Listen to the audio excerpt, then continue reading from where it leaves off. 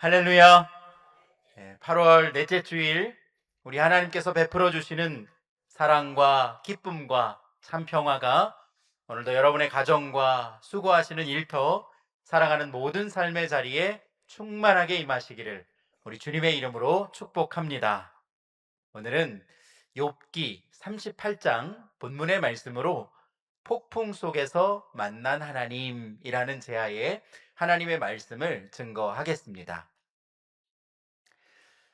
기독교 변증가 C.S. 루이스는 자신의 저서 고통의 문제라고 하는 책에서 선하시고 전능하신 하나님이 계시다면 왜 인간에게 고통이 존재하는가? 이러한 질문을 던지면서 책을 시작하고 있습니다. 하나님이 선하신 분이시고 또 전능하신 그분이 나와 함께 하신다면 왜 나에게 고통이 있고 또 어려운 상황이 존재하냐는 것이죠. 대부분의 성도들이 이 질문 앞에 서게 됩니다. 내가 겪는 고난의 상황이 해석되지 않고 또 마음으로 받아들여지지 않을 때 우리는 하나님을 원망하거나 답답함에 몸부림을 치다가 결국 하나님과 멀어지거나 하나님을 떠나는 선택을 할 때도 있습니다. 저의 어린 시절 함께 학생회 임원도 하고 열심히 교회 다녔던 친구가 있었는데요. 지금은 교회를 떠나서 신앙생활을 하고 있지 않습니다. 그 친구가 저의 기도 제목이기도 한데, 당시에 이 친구의 아버지가 하는 사업이 갑자기 문제가 생겨서 가정 경제가 급격하게 어려워졌습니다. 그래서 이 친구가 가족 모두 살던 집에서 쫓겨나는 그런 일을 경험했어요. 평안했던 가정에 갑자기 엄청난 시련이 찾아왔던 겁니다. 안타깝게도 이 일로 인해서 이 친구의 아버지가 먼저 세상을 떠나셨습니다.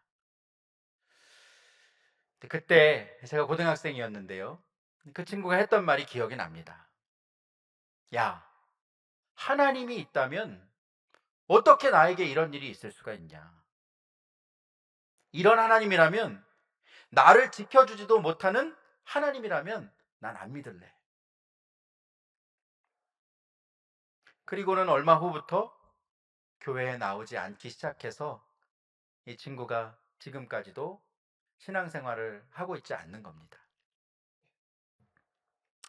안타깝게도 많은 사람들이 하나님에 대한 실망과 신앙에 대한 회의로 인해서 교회를 떠나거나 신앙생활에 대해서 의심하는 마음을 갖곤 합니다.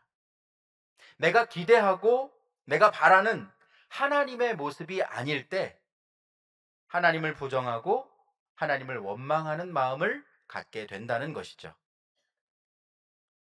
오늘 본문 말씀에도 이렇게 견딜 수 없는 고난과 이해할 수 없는 상황 가운데 하나님을 만나게 된 욥이라는 사람의 이야기가 기록되어 있습니다.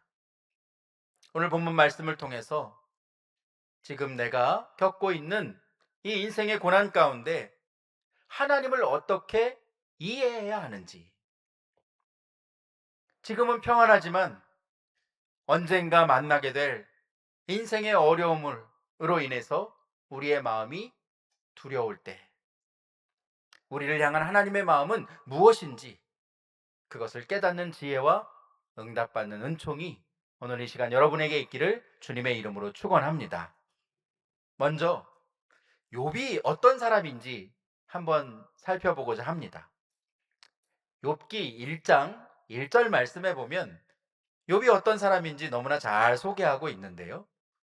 우리 화면을 보면서 함께 이 말씀 읽어보실까요? 자, 시작. 우스 땅에 욥이라 불리는 사람이 있었는데 그 사람은 온전하고 정직하여 하나님을 경외하며 악에서 떠난 자더라. 아멘. 우스라고 하는 땅에 욥이라고 불리는 사람이 있었는데 이 사람은 온전한 사람이었습니다. 정직한 사람이었고 하나님을 경외하는 자였고 악에서 떠난 사람이었다라고 성경은 기록하고 있습니다. 남들이 범접할 수 없는 경건함을 가지고 있었던 사람이었고, 이 사람은 동방에서 큰 부자였다라고 말씀은 기록합니다.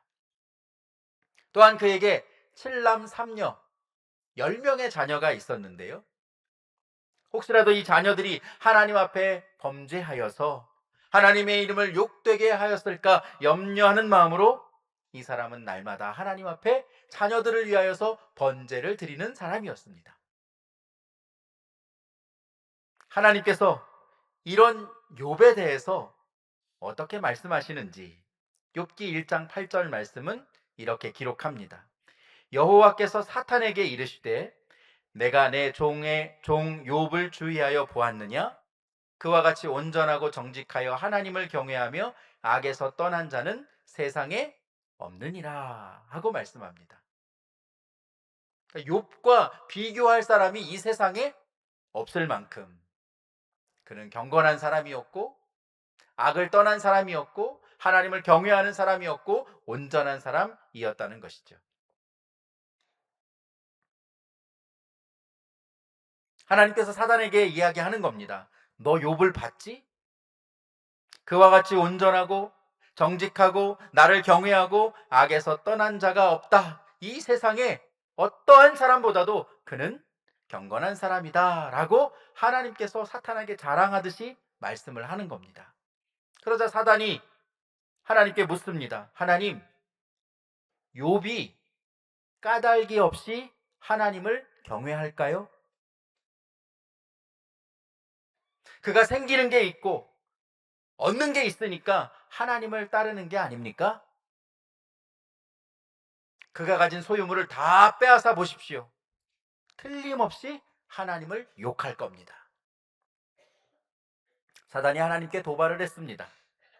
그러자 하나님께서 사단에게 욥의 소유물을 다 맡기셨고 그의 몸에는 손을 대지 말라고 명령하셨습니다. 이제 사탄이 엄청난 시련으로 욥을 시험하기 시작합니다. 욥기 1장에 보면 먼저 스바 사람들이 쳐들어와서 욥의 소유물을 다 빼앗고 그의 종들을 죽여버립니다. 그 일이 끝나기도 전에 하늘에서 불이 떨어져서 그가 가진 양과 종들을 불살라 버렸습니다. 거기에 그치지 않고 갈대아 사람들이 쳐들어와서 그가 가진 낙타를 다 빼앗고 또 종들을 죽였습니다. 하나만 일어나도 마음이 어렵고 힘들었을 텐데 동시다발적으로 욥에게 어려움이 생긴 겁니다.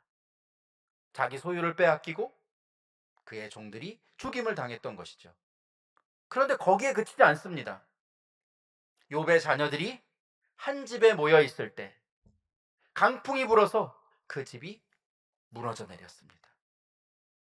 그리고 자녀들이 그 안에서 한날 한시에 모두 죽게 되었던 것이죠. 욥이 자신의 소유물과 종들을 잃었습니다. 그리고 사랑하는 자녀들까지 한순간에 죽임을 당했습니다. 그야말로 청천벽력, 마른 하늘에 갑자기 내리는 날벼락과 같은 일이 욥에게 찾아온 것입니다. 여러분, 욥이 어떤 사람이었습니까? 온전한 사람, 정직한 사람, 하나님을 경외하는 사람, 악에서 떠난 사람이었습니다. 욥은 나름대로 하나님을 잘 섬기기 위해서 노력을 했고 애를 쓰는 사람이었습니다. 그런데 한순간에 모든 소유와 자녀들을 잃게 되었던 것이죠.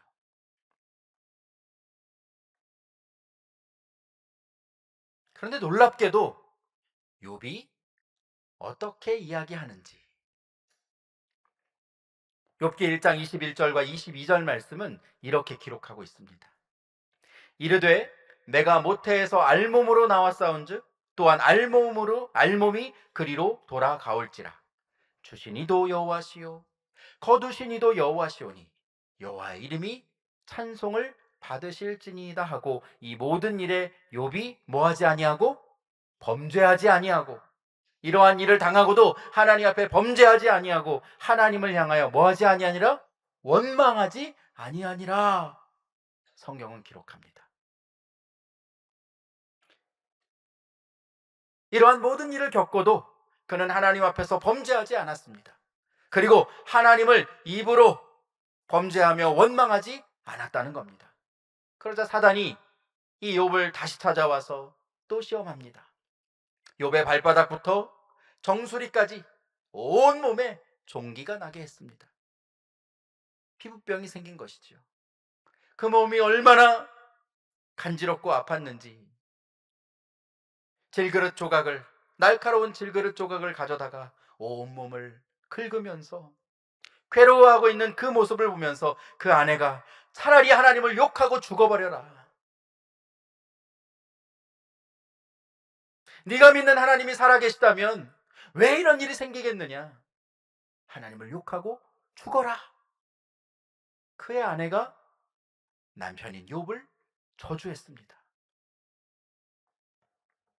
하지만 욥은 우리가 하나님께 복을 받았은즉 화를 받는 것도 마땅하다고 말하면서 그 입술로 하나님 앞에 범죄하지 않고 원망하지 않았다는 겁니다. 엄청난 믿음의 사람이죠. 그런데 문제는 여기서부터 시작됩니다. 욥이 이렇게 엄청난 일들을 경험하고 나서도 하나님을 원망하지 않았는데 이제 그의 주변 사람들이 그의 마음을 무너져 내리게 했습니다. 상황으로 인해서 하나님을 원망하고 불평한 것이 아니라 그와 함께한 사람들로 인하여서 그 마음이 다치고 그 마음이 무너져 내렸다는 것이죠. 욥에게는 세 친구가 있었습니다. 엘리바스, 빌닷, 소발이라는 사람. 이 세 명의 친구가 있었는데 세 친구들이 욥이 이렇게 어려운 일을 경험했다, 욥에게 이런 어려운 일이 생겼다는 것을 듣고 한 걸음에 달려와서 욥의 옆에 머물러 주었습니다. 7일 동안 아무런 말도 하지 않고 그냥 그와 함께 있어 준 것이죠. 여러분, 우리가 그렇지 않습니까? 우리가 어떤 어려운 일을 당할 때, 가슴 아픈 일을 당할 때, 하소연하지 못할 때 누군가 내게 옆에 다가와서 그냥 있어주는 것만으로도, 뭐라고 말해주지 않아도, 위로해주지 않아도 그냥 함께 있는 것만으로도 큰 위로를 경험하지 않습니까? 욥의 친구들이 그렇게 7일 동안 아무런 말 없이 욥과 함께 하면서 그에게 위로를 해주었던 것이죠. 여기까지는 좋았는데 이제 새 친구가 욥을 지켜보면서 욥에게 고난이 찾아오고 그가 시험을 당한 이유를 하나하나 분석하기 시작했습니다. 욥아, 네가 어려움을 당하는 것을 보니까 분명히 네가 하나님 앞에 죄를 지었기 때문에 너는 이렇게 시험을 당하고 있는 것 같아. 하나님은 까닭 없는 어려움을 주시는 분이 아니시니까 네가 무슨 죄를 지었는지 빨리 생각해봐. 그 죄를 찾아내야 돼. 그 죄를 찾아내서 네가 하나님 앞에 회개해야 이 상황이 끝날 것 같아. 새 친구들이 끊임없이 욥에게 무슨 죄를 지었는지 찾아보라고 요구했던 겁니다. 그러나 욥은 너무나도 억울하죠.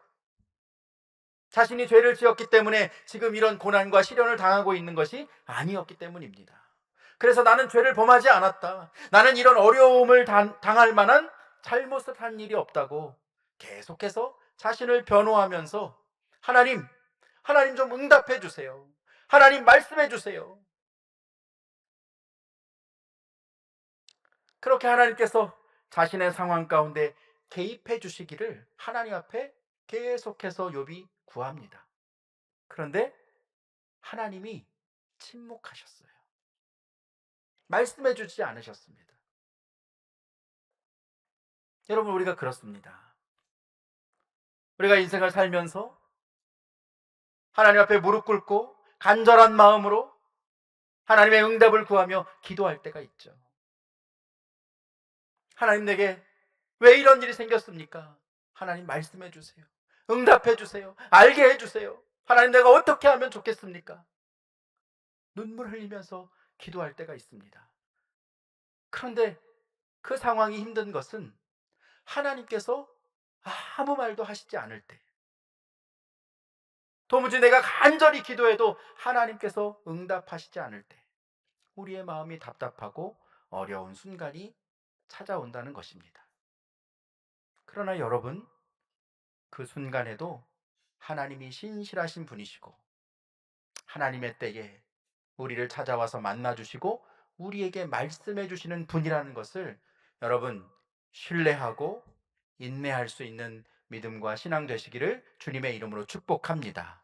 여러분, 오늘 본문 말씀에도 보시면 마침내 그 긴 침묵의 시간을 끝내고 하나님께서 욥에게 친히 찾아오셨습니다.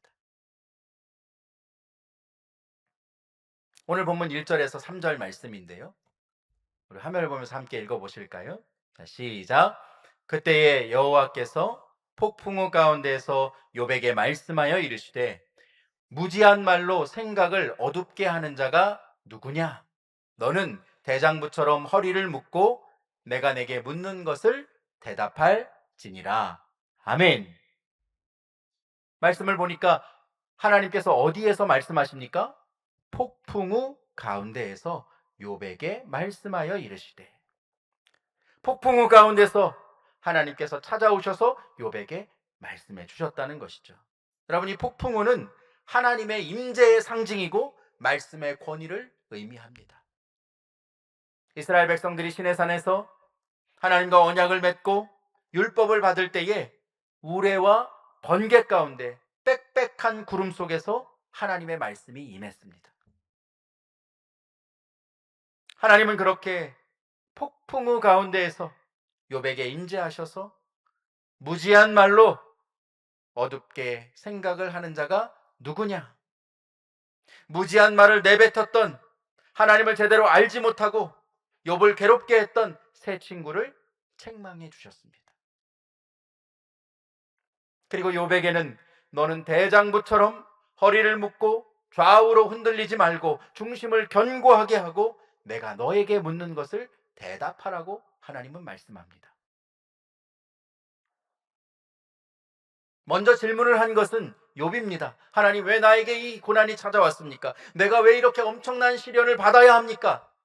그가 끊임없는 물음으로 하나님 앞에 질문했습니다. 그런데 하나님께서 찾아와 주셔서 폭풍 가운데 말씀해 주시는데 그에게 대답해 주시는 것이 아니라 오히려 수많은 질문들을 욥에게 쏟아 놓으셨습니다. 여러분, 오늘 집으로 귀가하셔서 욥기 38장의 말씀을 한번 쭉 읽어보시죠. 끊임없는 질문으로 욥에게 하나님께서 묻고 계십니다. 여러분, 우리가 신앙생활하면서 오해하는 것들이 많이 있죠. 그 중에 하나가 우리는 하나님께 묻고 하나님은 우리에게 대답하는 분이라고 우리가 생각한다는 것입니다. 내가 물어보면 하나님은 응답해 주셔야 하는 분이라고 우리가 생각한다는 것이죠. 여러분, 그렇지 않습니다. 내가 질문하면 하나님은 대답하시는 분이 아니라 하나님의 질문에 내가 대답하는 것, 하나님의 부르심에 내가 응답하는 것, 여러분, 그것이 신앙생활임을 기억하실 수 있기를 축복합니다. 오늘 보면 4절 말씀에 보면 그 이후에 하나님께서 욥에게 계속해서 질문을 하시는데요, 4절 말씀 우리 함께 읽어볼까요? 자, 4절 시작. 내가 땅에 기초를 놓을 때에 내가 어디 있었느냐? 내가 깨달아 알았거든 말할지니라. 아멘. 하나님이 지금 욥에게 묻고 있는 겁니다. 욥아, 내가 이 세상을 만들었지? 내가 이 세상을 말씀으로 창조할 때 너는 어디 있었니?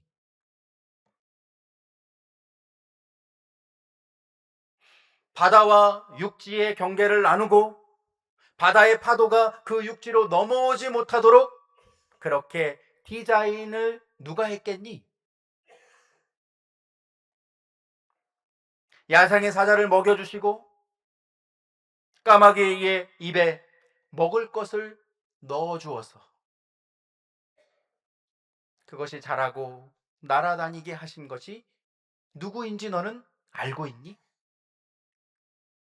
네가 세상의 일을 다 이해할 수가 없는데 어떻게 나의 뜻을 알 수가 있겠느냐? 이름을 알 수 없는 식물 하나까지도 누가 다스리는지 분명히 보아라. 하물며 너일까 보냐? 여봐, 나는 내가 고난을 당할 때에도 여전히 너의 세상을 다스리고 너의 삶을 주목하고 너를 지켜주었다고 하나님은 지금 말씀하고 있는 것입니다. 욥은 그제서야 하나님이 어떤 분이신지를 깨닫게 됩니다. 그리고 이렇게 고백합니다. 욥기 42장 2절과 3절 말씀, 우리 화면을 보면서 함께 내 고백이다 그렇게 생각하시고 믿음의 고백으로 함께 읽어봅니다. 자, 시작. 주께서는 못하실 일이 없사오며 무슨 계획이든지 못 이루실 것이 없는 줄 아오니 무지한 말로 이치를 가리는 자가 누구이니까. 나는 깨닫지도 못한 일을 말하였고 스스로 알 수도 없고 헤아리기도 어려운 일을 말하였나이다. 아멘. 나는 내가 깨닫지도 못하였고 스스로 알 수도 없고 헤아리기도 어려운 말을 하나님 앞에서 했습니다. 욥이 하나님의 전능하심과 하나님의 주권을 고백하고 있는 겁니다. 하나님, 내가 하나님을 제대로 알지 못했습니다. 하나님을 알지도 못하면서 내 마음대로 생각하고 내 마음대로 요구했습니다. 욥이 잘못을 회개하고 하나님 앞에 번제를 드리며 그가 하나님이 어떤 분이신지를 분명히 고백하였을 때 하나님은 그에게 회복하는 은혜를 베풀어 주셨습니다. 그리고 욥은 이렇게 고백하고 있는데요, 이어지는 욥기 42장 5절 말씀에 이렇게 기록합니다. 내가 죽게 대하여 귀로 듣기만 하였사오나 이제는 무엇으로? 눈으로. 이제는 눈으로 주를 배움나이다 라고 욥은 고백합니다. 이제까지 내가 하나님에 대해서 귀로 듣기만 했지만 이제는 하나님을 눈으로 보게 되었습니다. 고난의 장애물을 통과한 이 욥은 하나님을 더욱더 분명히 알게 되었습니다. 내가 평안할 때도, 내가 고통 가운데 있을 때에도 하나님은 언제나 변함없이 나와 함께 하시는 분이시고, 언제나 나를 사랑하시는 분이시고, 언제나 나를 지켜주시는 분이심을 그가 분명히 고백할 수 있게 되었던 것이죠. 19세기 미국에 호레이쇼 스패포드라는 인물이 있었습니다. 이 사람은 성공한 변호사였고 또 하나님을 믿는 그리스도인이었습니다. 사랑하는 아내 안나 스패포드를 만나서 믿음의 가정을 세우고 4명의 딸과 1명의 아들을 낳고 행복한 가정을 세웠습니다. 누가 봐도 저 가정은 참 행복한 가정이구나, 믿음의 가정이구나, 사람들이 인정하고 칭찬하는 가정이었습니다. 그런데 어느 날 이 평안했던 가정에 문제가 찾아왔습니다. 이 집에 하나 있던 아들, 이 아들이 갑자기 천연병에 걸려서 4살에 세상을 떠나고 만 것이죠. 자녀를 잃은 상실감으로 이 부부가 너무나 힘들어하고 있을 때 갑자기 스패포드의 집에 큰 불이 났습니다. 당시에 이 시카고라는 지역에 일어난 대화재로 인해서 이 스패포드의 가정도 모든 것을 하루아침에 다 잃어버리게 된 것이죠. 무엇으로도 형언할 수 없는 그런 상실한 마음, 그 마음으로 앞으로 어떻게 살아야 될지 막막해하고 있을 때에 가족들 모두 이제 우리 가정이 이 슬픔에서 벗어나야 되지 않겠느냐, 새롭게 시작해야 되지 않겠느냐, 그렇게 생각을 하고 잠시 유럽에 가서 시간을 보내고 오기로 결정을 했습니다. 스패포드는 남겨진 일들이 많아서 그 일들을 다 처리하고 뒤따라가기로 했고, 먼저 아내와 딸들을 대서양을 가로질러서 영국으로 가는 배편에 먼저 태워 보냈습니다. 그런데 일주일의 시간이 지난 뒤에 뉴스를 통해 자신의 아내와 딸들이 타고 가던 그 배가 대서양 한복판에서 다른 배와 충돌을 해서 침몰했다는 소식을 전해 듣게 됩니다. 1873년 11월 20일 새벽 2시에 일어난 일입니다. 대부분의 승객들이 바다에서 죽었고 일부의 사람들만 살았다는 소식을 듣게 됩니다. 내 가족들은 어떻게 됐을까? 내 아내, 내 딸들은 어떻게 됐을까? 아내와 딸들이 살아있기만을 기다리면서 그가 소식을 기다리고 있었는데 전보 한 통이 날라왔습니다. 찢어서 그 전보를 보니 그 안에는 두 단어가 적혀 있었는데요. Saved alone. 무슨 말이죠? 나만 홀로 살아남았어요. 아내가 스패포드에게 보낸 전보였습니다. 4명의 딸들은 다 죽고 아내만 홀로 살아남게 된 겁니다. 전보를 받아둔 이 스패포드는 지금까지 자신이 겪은 일들이 견딜 수 없는 감정으로 한꺼번에 밀려왔습니다. 그리고 살아남은 아내를 만나기 위해서 영국으로 가는 그 배를 탔습니다. 배를 타고 가면서 그는 계속해서 하나님을 원망합니다. 하나님, 제가 뭘 그렇게 잘못했기에 저에게 이런 시련을 주시는 겁니까? 하나님, 제가 뭘 그렇게 잘못했습니까? 왜 이렇게 엄청난 시련을 주시는 겁니까? 그리고 자신이 타고 가던 그 배가 딸들의 목숨을 앗아간 그곳을 지날 때 갑자기 그 마음에 울분이 터져 나왔습니다.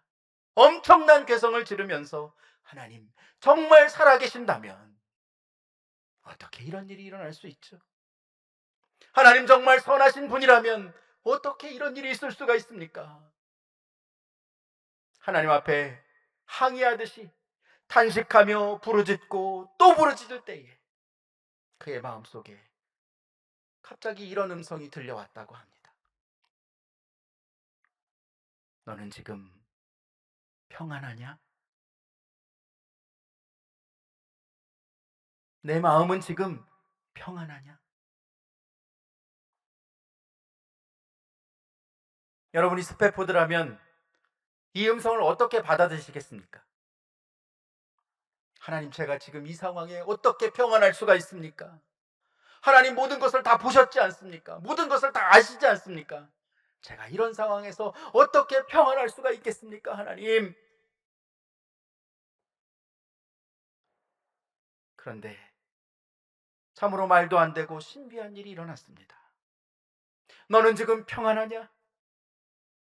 그 음성을 들은 스패포드는 이해할 수 없었지만 그 마음에 하나님이 주시는 평강이 그 마음을 채우는 것을 느꼈다고 합니다.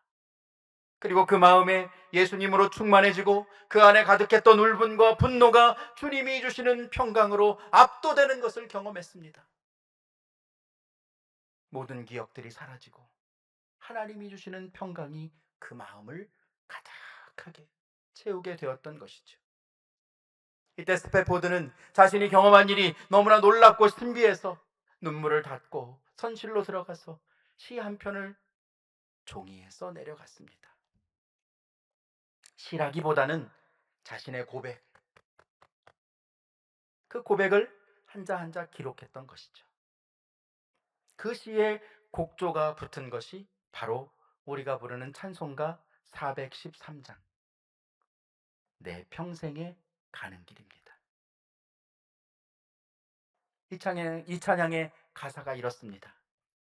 내 평생에 가는 길 순탄하여 늘 잔잔한 강 같든지 큰 풍파로 무섭고 어렵든지 나의 영혼은 늘 편하다.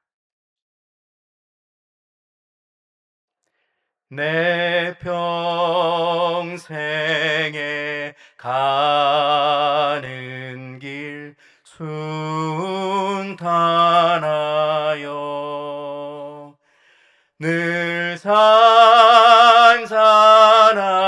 강 같은지 큰 풍파로 무섭고 어렵든지 나의 영혼은 늘 편하다. 내 영혼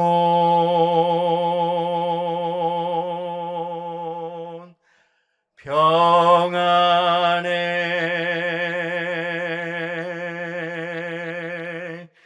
내 영혼 평안해. 함께 찬양합니다. 내 평생에 가는 길 순탄하여 늘 산산한 강 같은지 큰 풍파로 무섭고 어렵든지 나의 영혼은 늘 평하다.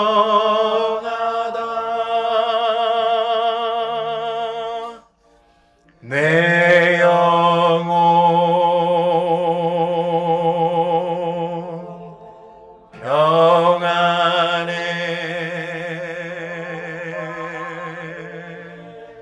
내 영혼 평안해.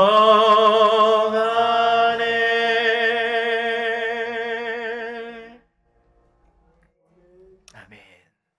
사랑하는 성도 여러분, 혹시 지금 욥과 같이 아니면 이 스페포드와 같이